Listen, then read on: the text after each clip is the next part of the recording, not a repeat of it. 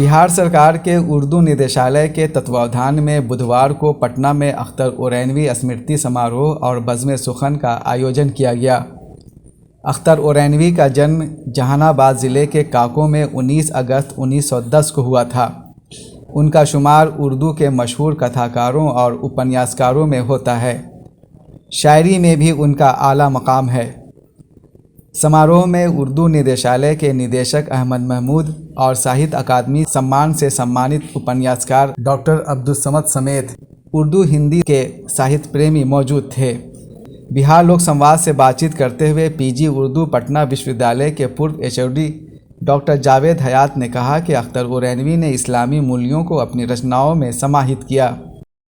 मेरी नज़र में उनकी जो अहमियत है वो इस एतबार से बहुत बढ़ जाती है कि उन्होंने अदब की तफ़हीम का बिल्कुल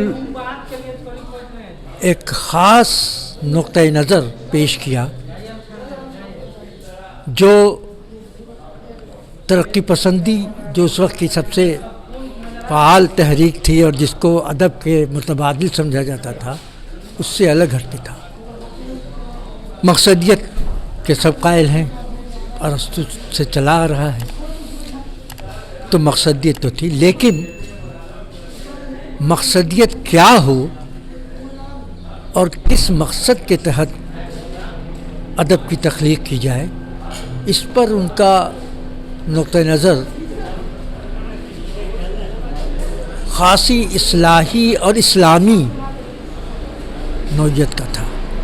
हालांकि बाद लोग कहेंगे कि इस्लामी नौइयत पर बाद सवालात उठ सकते हैं, लेकिन उन तमाम सवालात से उनकी शख्सियत में मज़हब बहुत दाखिल था और मजहबी बुनियादों पर अदब की तफ़हीम का तसव्वुर वो पेश करते हैं। उनके तमाम मक़ालात इसके गवाह हैं। सीएम कॉलेज दरभंगा के असिस्टेंट प्रोफेसर डॉक्टर अब्दुल हई ने कहा कि अख्तर ओरैनवी की रचनाओं में हिंदू माइथोलॉजी और हिंदी शब्दों की भरमार देखने को मिलती है। अख्तर के यहाँ बहुत सारे ऐसे अफसाने मिल जाते हैं। उनका एक अफसाना है आखिरी ये कन्नी, उसमें आपको एक ऐसे नौजवान की कहानी नज़र आएगी जिसके पास आखिरी ये कन्नी बचती है और वो मुलाजमत के हुसूल के लिए या रोज़गार के लिए वो मारा फिरता है, बहुत परेशान हाल रहता है वो, और जब उसकी मौत होती है तो आखिरी ये कन्नी उसके हाथ से छूटती है। इसी तरह से उनका एक अफसाना है सेनिटोरियम का मरीज़। अख्तर के बारे में थोड़ा सा मैं ज़िक्र करता चलूँ कि अख्तर ओरैनवी सारी ज़िंदगी बीमारियों से लड़ते रहे। उनको टीबी का मर्ज़ हो गया था। उनको उस वक्त तो टीबी का इतना ज़्यादा इलाज अच्छा नहीं था। उनको इटकी सेनिटोरियम रांची भेजा गया था। तो जब वो सेनिटोरियम में भर्ती थे वहाँ तकरीबन 1 साल, बल्कि 1 साल से ज़्यादा रहे। तो उस बीच उनके जो अफसाने लिखे गए वो समाजी ताने बाने पे ही और हिंदू मुस्लिम एकता पे, समाजी हम आहंगी पर बहुत अच्छे अफसाने लिखे गए।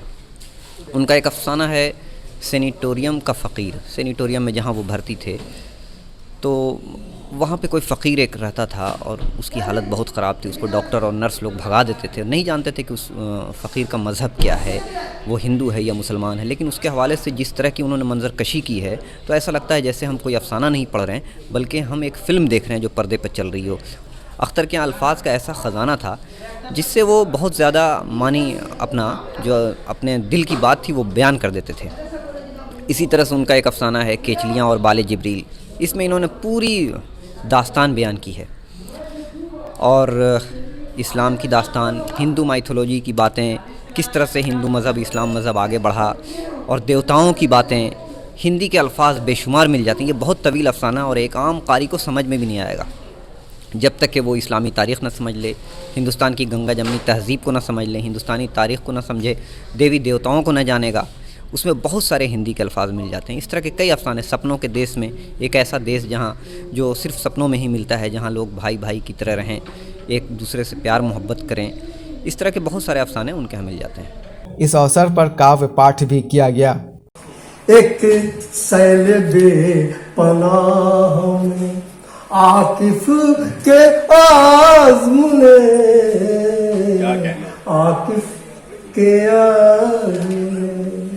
एक सैलबे पनाह में आकिफ के आज़मूने आतिफ के आने उम्मीद का सफीना डुबोने नहीं दिया,